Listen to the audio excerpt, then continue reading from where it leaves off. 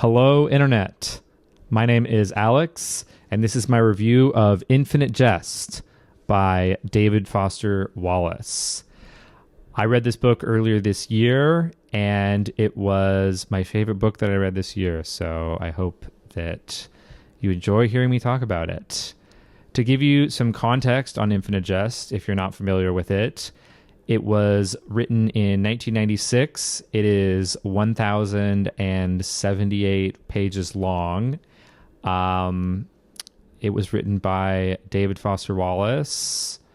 Read the Wikipedia article if you want to know more background. So I started trying to read Infinite Jest in 2014 when I was in college. And I got about halfway through it, but I couldn't finish it. And I think the reason that I couldn't finish it is I thought it was really depressing. And I mean, when I was, 21 years old, I felt like it made me depressed. And I felt like David Foster Wallace sees the world as a depressed person, sees the sort of darkness and insurmountable nature of worldly suffering, and I felt like that weighed on my psyche at the time. And then I tried, and I had to stop. I mean, it really did bring me down. But I read it again. I started it again in 2020 during COVID. And then I read about half of it again. And I finally, earlier this year, finished the second half. So it's been about a over 10-year journey of me trying to read this book, reading the first half twice and then reading the second half. And I didn't feel the same way. I didn't feel that. I think that I don't know, my psyche was too fragile the first time I read it. And I felt like reading about these sorts of the sort of depths of suffering that he engages with rubbed off on me in a way that I don't think it did this time. And I found it, I mean, there's humor to it. It's a funny book, but it's also it's a sad book, but it's also a very funny book. I mean, there's moments that are slapstick comedy. I mean, really, like moments where it is slapstick comedy combined with a kind of genuine suffering. But just so what is it about? I mean, what is Infinite Jest about? I think there's a review that describes it as a 3-stroke engine. So despite being 1,000 pages long, there's really only 3 things going on. There's Hal and Candenza and all the folks at the tennis academy. There's Don Gately and all the folks at the halfway house. And then there's as the reviewer said, the Quebecois shit, which is Marafe and Steeply on the steppe of Arizona, debating about America and American values. So Infinite Jest takes place in, I think, what's supposed to be 2010 in the United States. So it was written in 96, so he was 15 years ahead. And in this world, the United States has merged with Canada and Mexico under the leadership of the Clean USA Party. And President Johnny Gentle, who is a lounge singer from Las Vegas. What is interesting is, and people talk about this, is he knew where this country was going. I think he was a little early, so he said he was trying to do 2010, but I think that he ended up capturing 2025 in a very particular sort of way. There's a section I don't forget. I never forget where he says that President Gentle is the first president to say shit on television. You know, you don't even think about that these days. But I think that David Foster Wallace saw in America.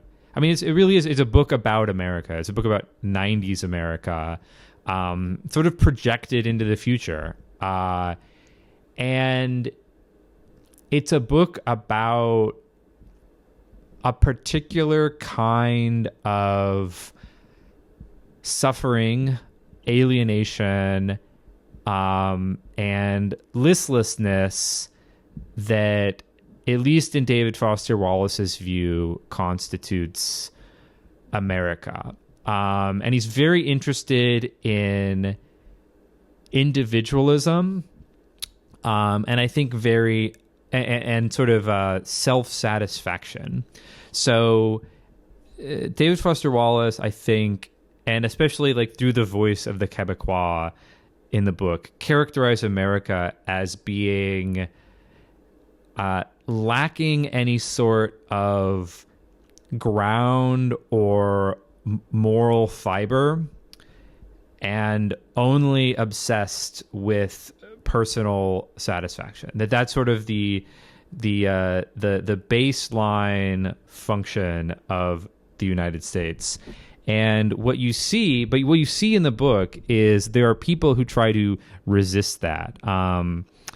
You have the Tennis Academy, which has this idea of sort of obliterating the self in favor of pursuit of mastery of tennis.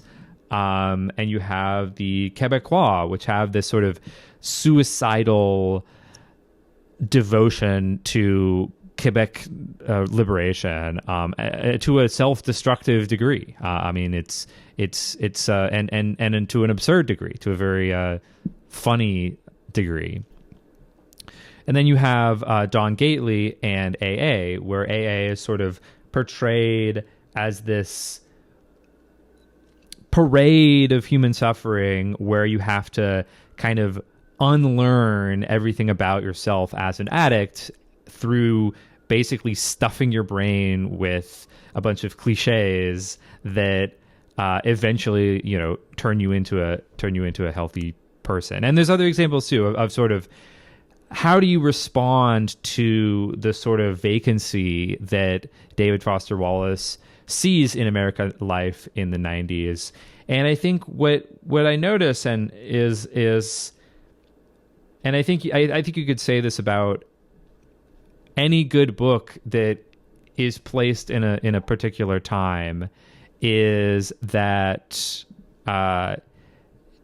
we still live in this world. I mean, the world of the 90s that he saw is essentially in many respects still the world of 2025. And so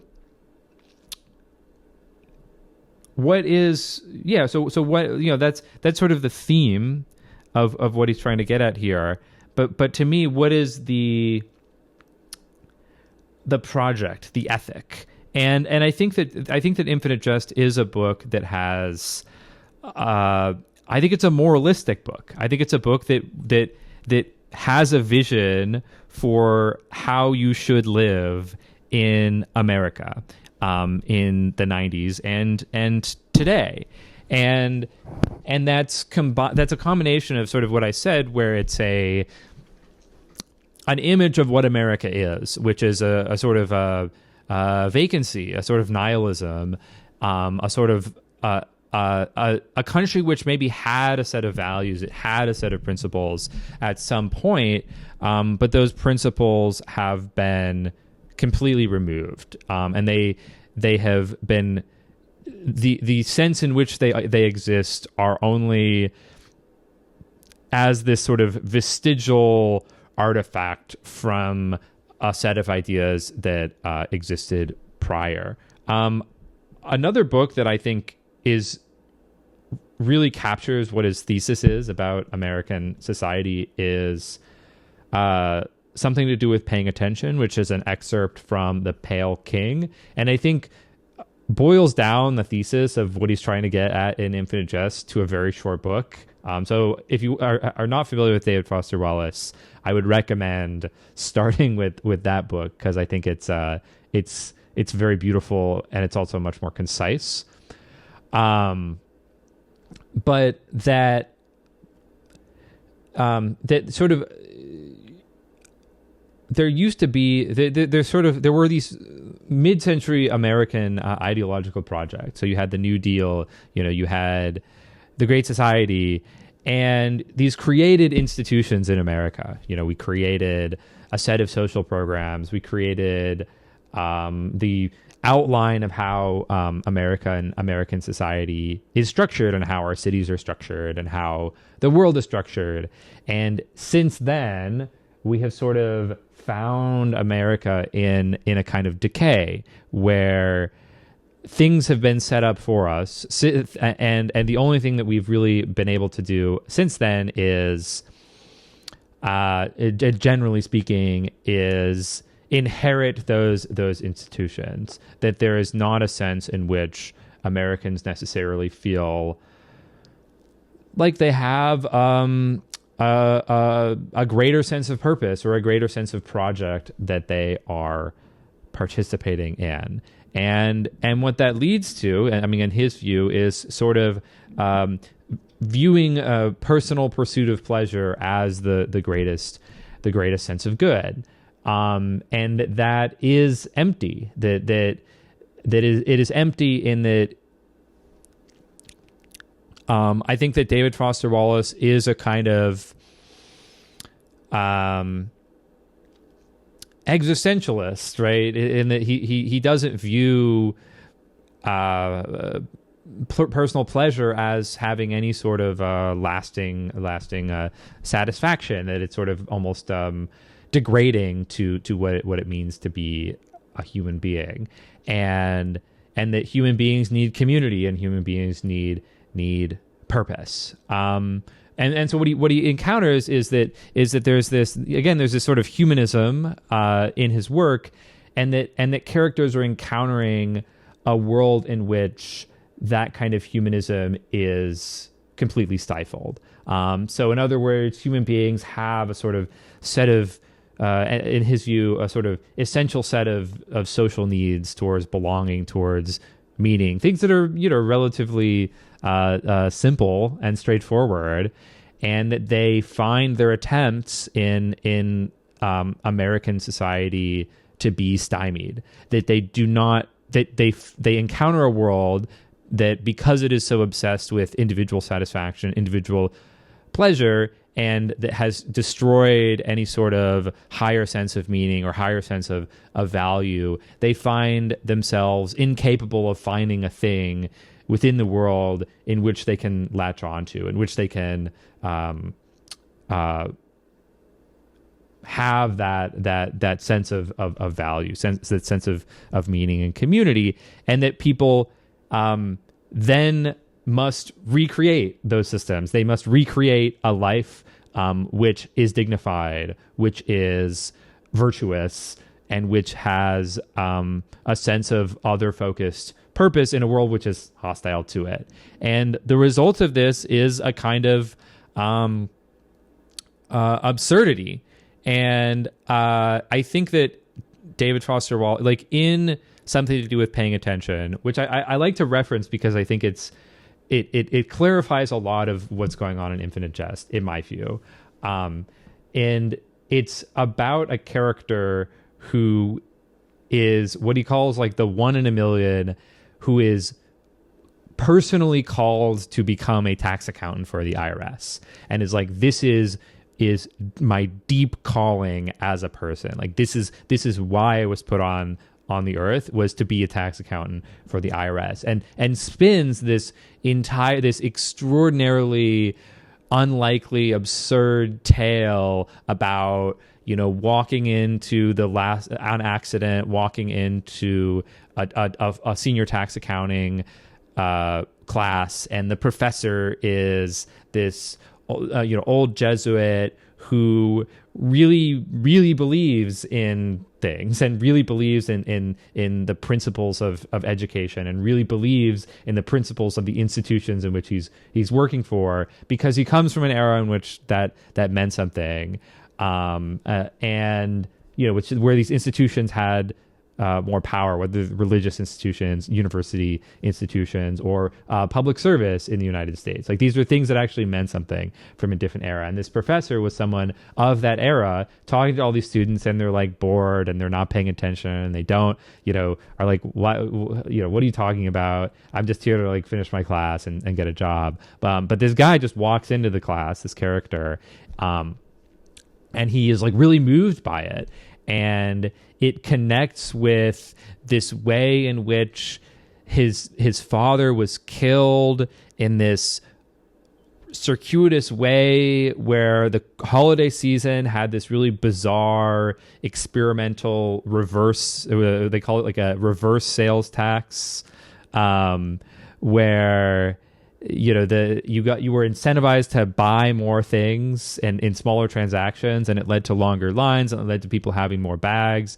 And so his dad goes on to the subway platform, and he's running for the subway platform because he's late for this other thing, and he gets his arm set in the platform, or he gets his arm stuck in the door because there's so many people with all their bags, and the train takes off because the local and the door should open, but they cut the services so that the train is not being maintained properly, and so they cut the maintenance of the train, so the train's not being maintained in Chicago, and his arm gets cut, and he gets dragged along the platform and gets killed by this train.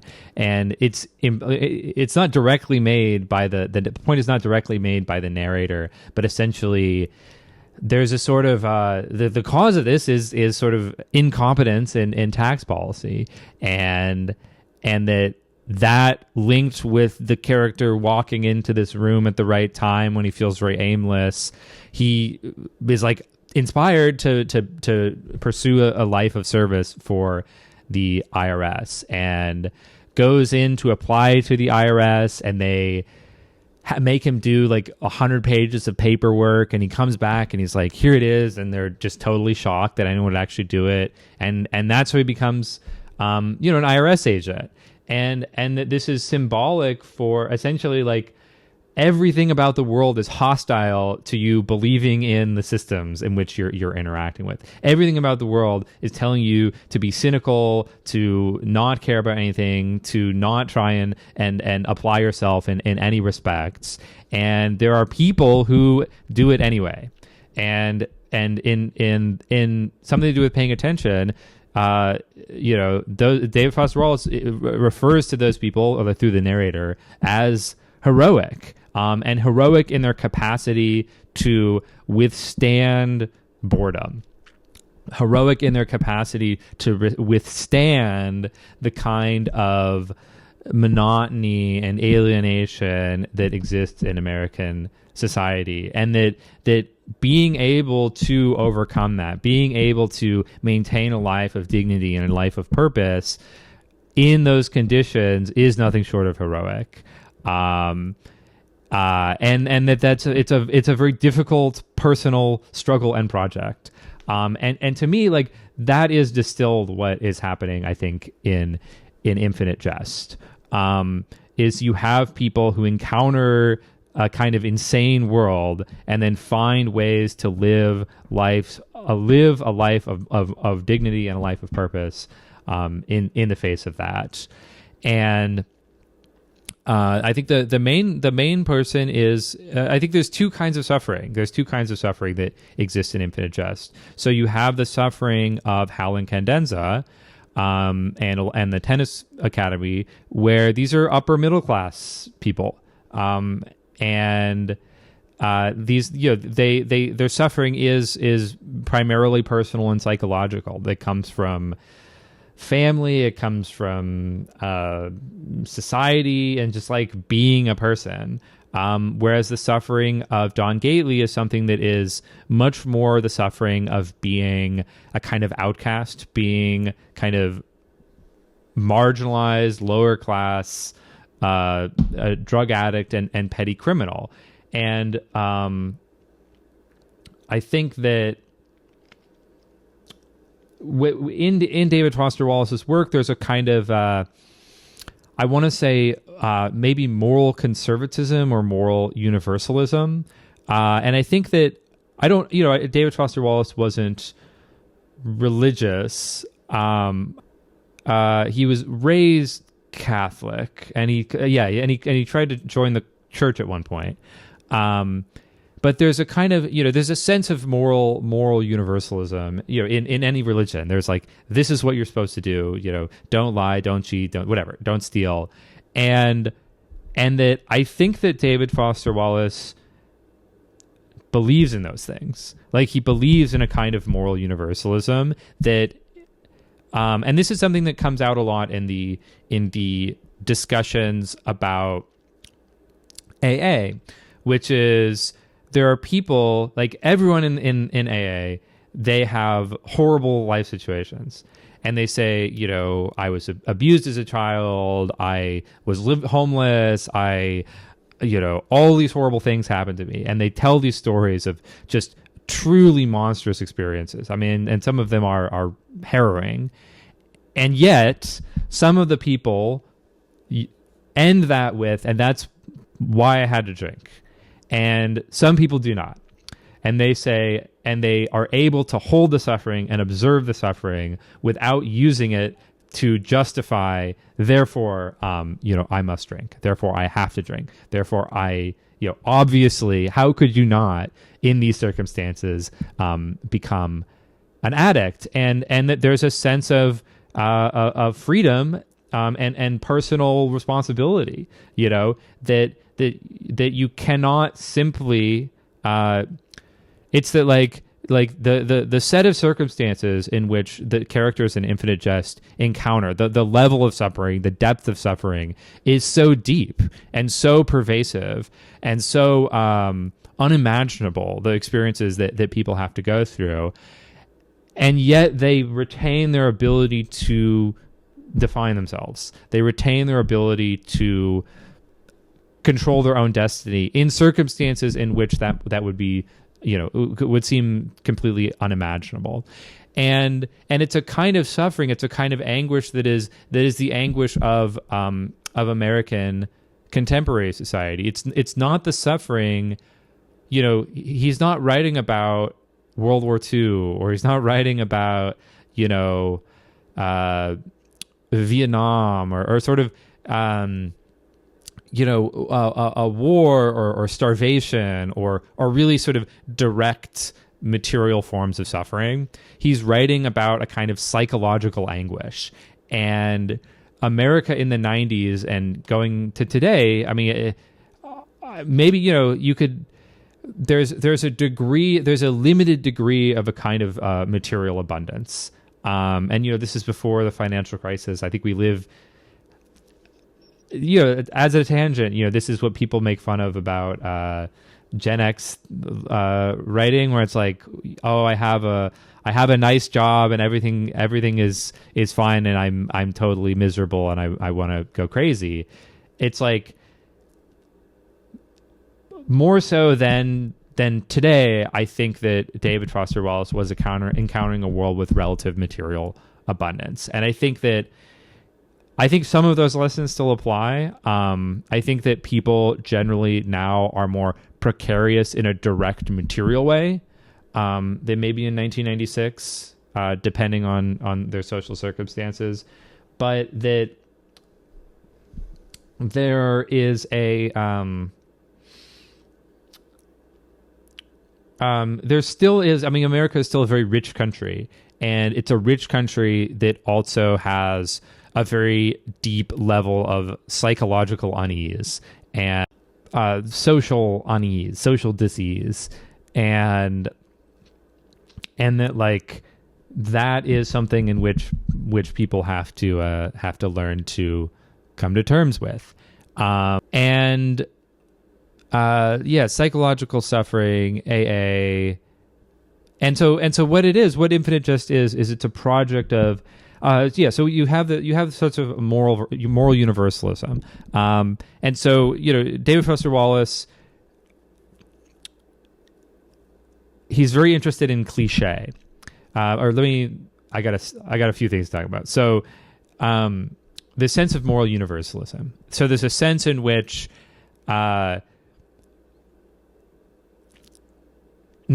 are people who and this is where I don't I think that people say David Foster Wallace is kind of a conservative. I think that you could say he's a conservative I think he's a moral conservative, in that he believes that moral law applies universally to people.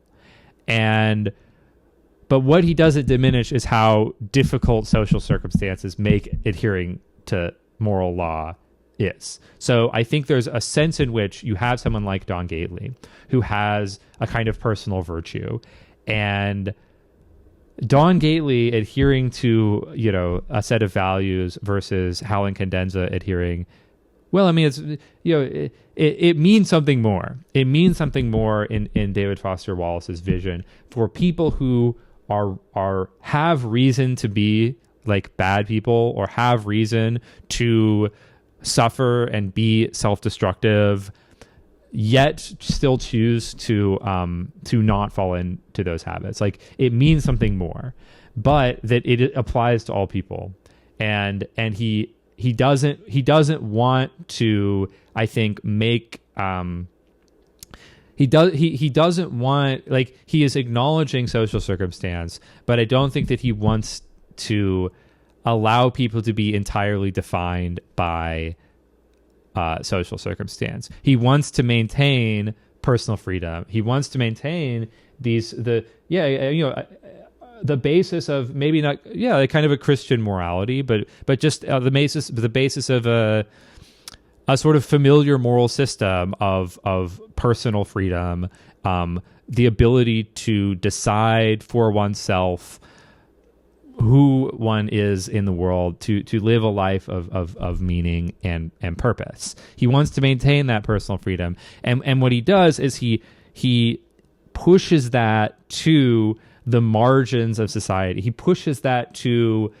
so you can say some sort of principle in some abstract sense, but to actually apply that to the pockets of what addiction looks like, what real deep psychological suffering looks like, and say, like, in these conditions, what is it like to try and live, to try and survive, to try and be good.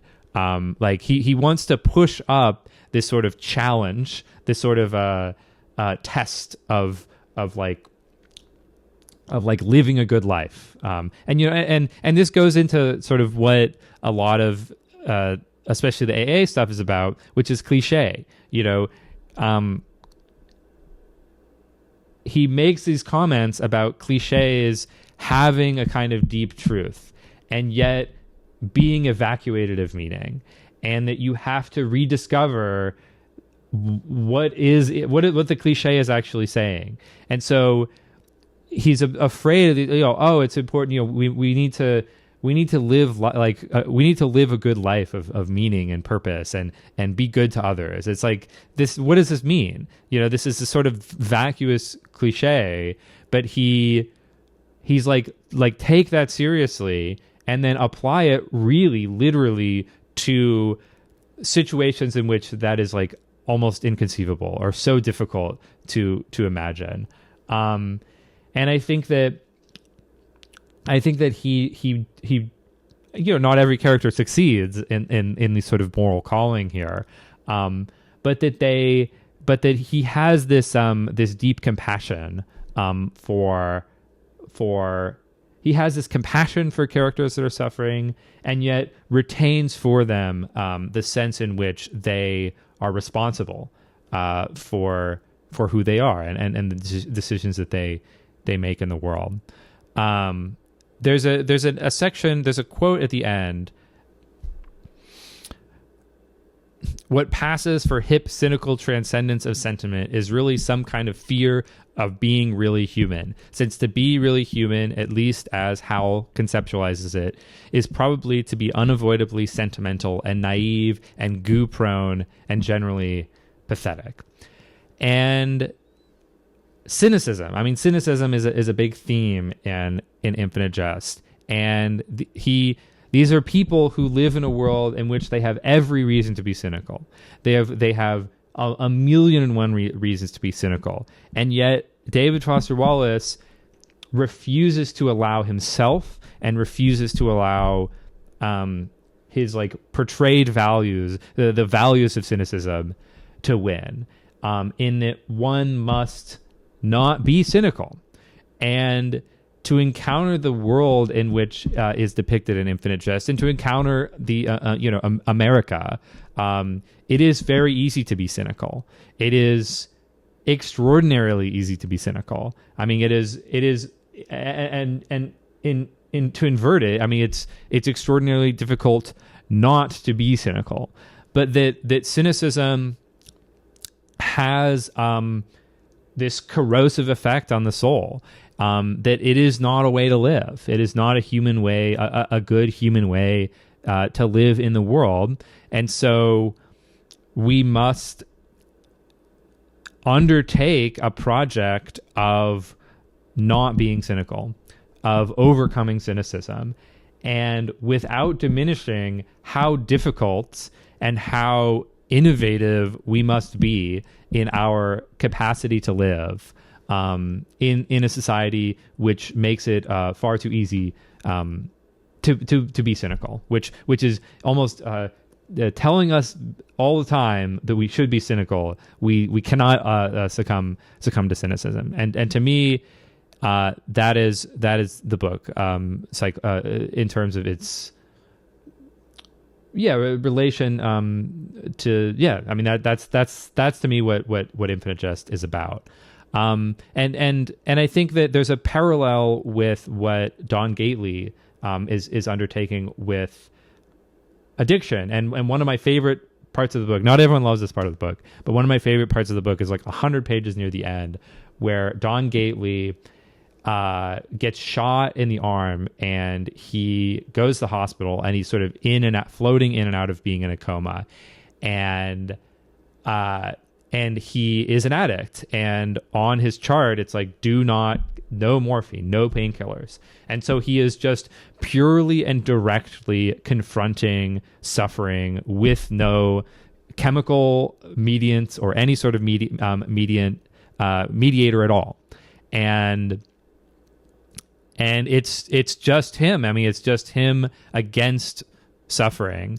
And I mean, one of the quotes I'm going to do it from memory is that no one single second is in itself unendurable, and that Don Gately is sort of tested with all of his AA knowledge and put up against deep physical and psychological suffering, and essentially has to not succumb to taking painkillers. And goes and has these visions of like a doctor saying, no, don't worry, like it's just a little bit, it's you're insane not to be taking these painkillers, like it's not medically necessary, like you won't get addicted, like it's totally fine, you'll get off it once you get off the hospital. And he has to say no, and he has to resist, and a lot of this is psychological, and it's not clear what's real and what's not real, but that he is simply confronting suffering and enduring suffering, and for like 100 pages he is just enduring suffering, and that's the project of life. I mean, on a personal level, enduring, developing the capacity to endure great amounts of suffering, and on a social level, enduring a kind of alienation, a kind of, like I said, boredom, a kind of sense in which you have a sense in which the world is not set up for you, yet retaining a sense of being capable of bearing those social conditions, being capable of defining yourself and enduring that suffering in the world. I mean, and it's amazing. I mean, it's beautiful. It's a really powerful book, and so I highly recommend that you read Infinite Jest. It's a very good book. I think that something I was thinking about is, I think to give a sense of like what is being conveyed, there's a generation of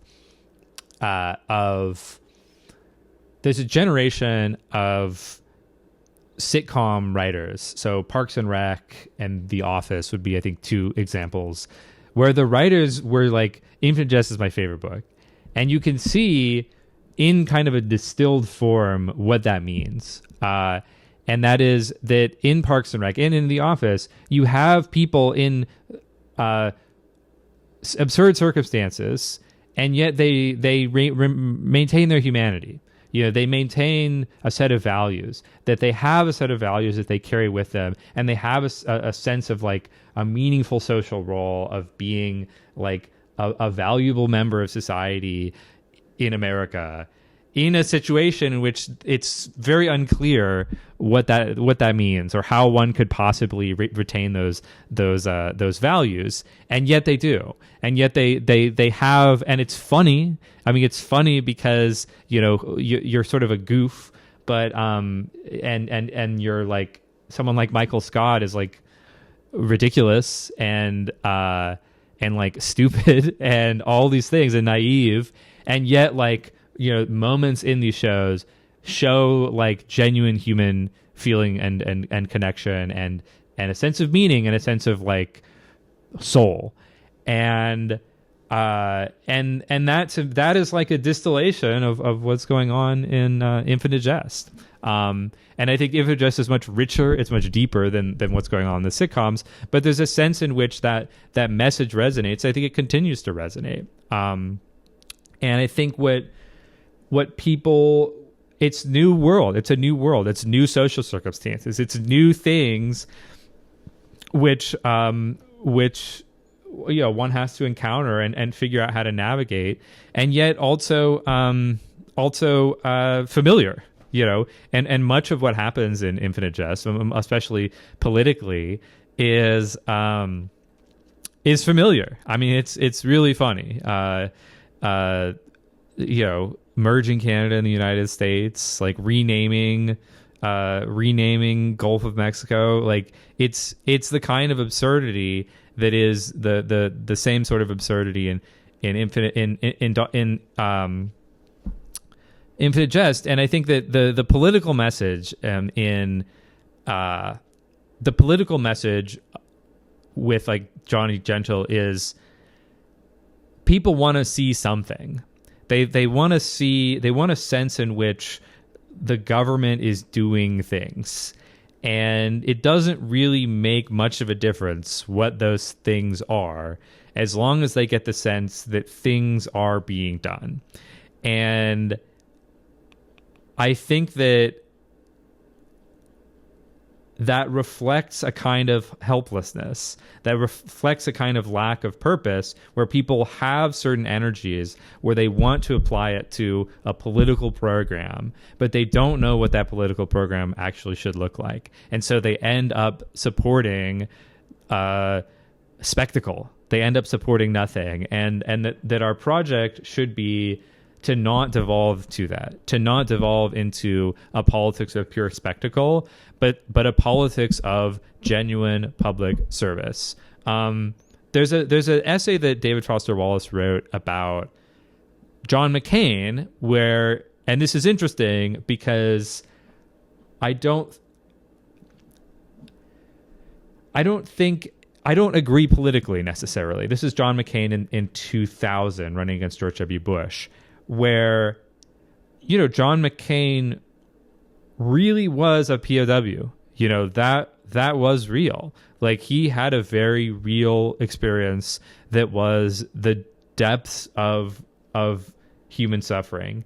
And what happens over the course of a political campaign is that becomes a symbol. That becomes, oh, John McCain, the this and that, and it gets into a marketing thing, and it gets into, on both sides, whether it's pro McCain, sort of, this is the symbol of the American war hero, and then anti, sort of diminishing this as this kind of cynical political posturing that is contradictory with, his set of policies, which, maybe are not, are right wing sort of conservative policies.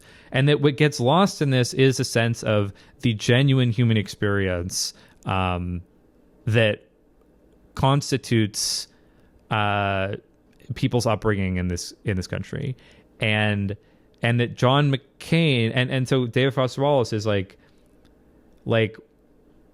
what does that mean? Actually think about how that feels, and forget the politics, forget whatever, on a human level, and acknowledge all the sort of complete nonsense and bullshit and media garbage that gets stacked on top of any sort of genuine human experience when someone goes into politics, and think, what was that really like as a human being, and what is a person like John McCain's relationship to public service in that phase. And I think the essay is probably a little bit too pro John McCain, but that this image of politics is a realm in which, extending this idea about cynicism, it's a realm in which everything becomes spectacle, everything becomes discourse, everything becomes this sort of nonsense. And yet it does matter. And also there are people who operate within those systems who genuinely have, value. So if I was David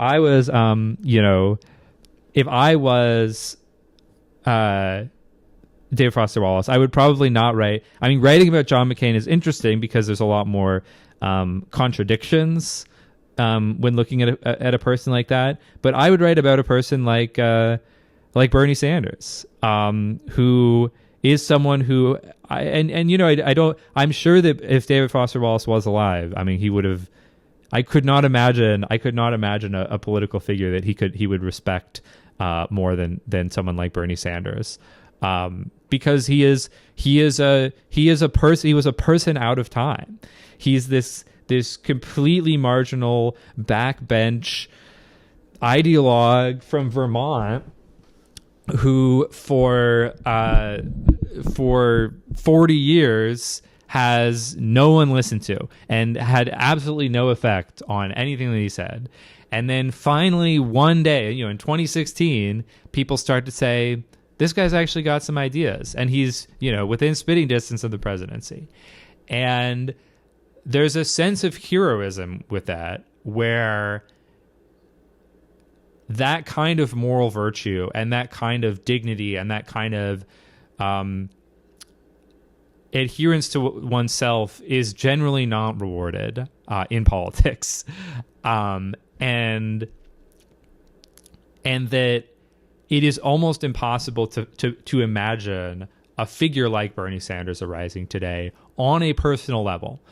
Even you can, there's people on an ideological level who might agree with what he's doing in their unelected offices, but to be a person who has such a unrelenting set of beliefs and principles that are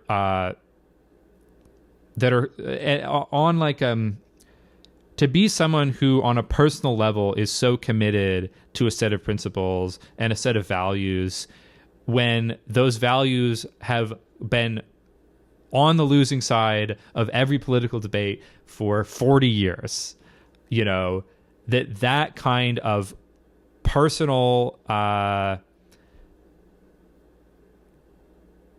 moral that kind of personal commitment and other focus and and attachment to values, to a set of beliefs in a world which on every level is completely trying to cut it out. I think is what heroism is. And to me, that's the message of Infinite Jest. That's the message of David Foster Wallace's project. And I think that it's a message that remains today. And I think that I really do think that more so than any year, really, since the publication of Infinite Jest, 2025 is the year in which I think that, and maybe 2026, because this is the end of the year, in that this is a guide stone for how we approach life in America in 2025, and that we remain strong against cynicism. We assert beliefs and values and principles and dignity, and find what it means to live a good life in a world in which that is certainly very challenging. So I appreciate you listening. This is my first experiment in booktok, so I don't know anything about YouTube. BookTube. I keep saying booktok. I don't know anything about YouTube. I'm looking at the camera. I don't know how to do this. But I hope you enjoyed it. Please provide any feedback in the comments. And I hope that I see you in the next video. And I will read all your feedback.